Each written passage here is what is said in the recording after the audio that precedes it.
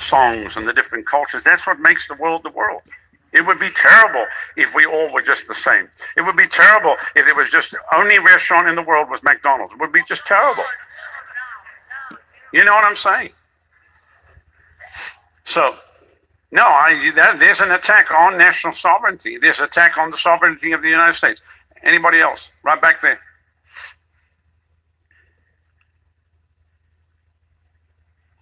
Hello, how are you? There's a lot of amazing information, but do you have like recommendations of things that we can read, things that we can follow up on when we go home after camp meeting? All right, the first book you need to get to, because it'll explain the money system to you. Everything comes out of the money. Once you understand this, then you understand everything. It's called The Creature from Jekyll Island. Okay, that's the first book. The second book is called The Tower of Basel, B-A-S-E-L, which is about the International Bank of Settlements. And the book is by Adam Labor, and it's called The Secret Bank That Runs the World.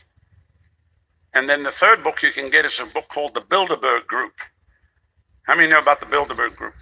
All right, so they've been meeting since the 50s, and it's 120 to 140 of the top people in the world, and they basically decide what's going to happen.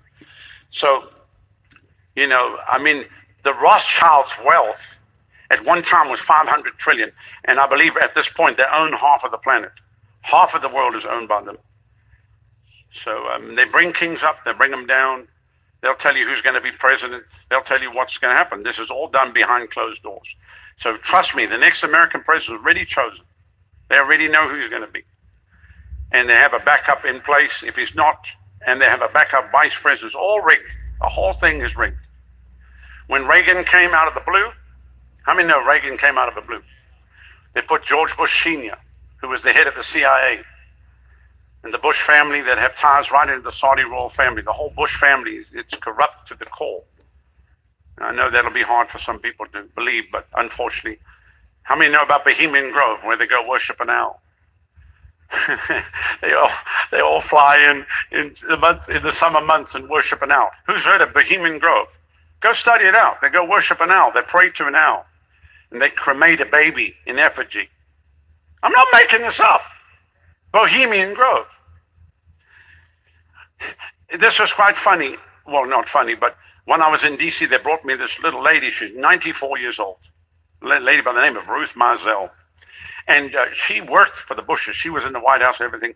She ran Bush Sr.'s campaign in the 60s. So her husband was a congressman. She's on a walker. But when I go to the Capitol, she walks right in, goes anywhere she wants to. Everybody says, yes, ma'am, yes. Nobody questions her. There was a problem with the car being parked. She said, you tell them Ruth Marzell said, let that car in. Yes, ma'am. And she goes anywhere she wants to. She took me beyond barriers and punched a code in a door and took me into a chapel right in the Capitol. This woman is amazing. So we sitting there, so I thought, okay, I better just shut my mouth now. Don't say anything about the Bushes. Just be quiet now. So you don't want to offend a little nice old lady. So I'm sitting there.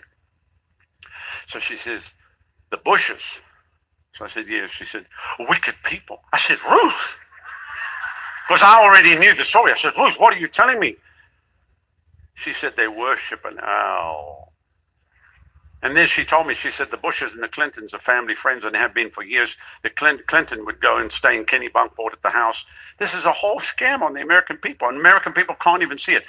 So the way to see the scam is when Mandela died, Air Force One is going to Mandela's funeral. Who's on board? The Bushes, the Clintons, and the Obamas. What? How? It's a club. Welcome to the club, past president. Welcome to the club. Come on. Can't the American people see the scam? Or do you still believe that there actually is a difference? There's no difference between Republican and Democrat. It's all the same. It's just the two dogs are fighting and everybody's voting, thinking that they're getting somewhere, but the system is still in place and they're laughing behind closed doors. And the people are no better off. And all the promises that they promise in the election are all just promises to get the vote. But they can't do anything, even if they thought they could, because the moment they get into office, the system will resist them. That's it. That's how it happens. That's how it works. One more question, and then we'll close. Right back there.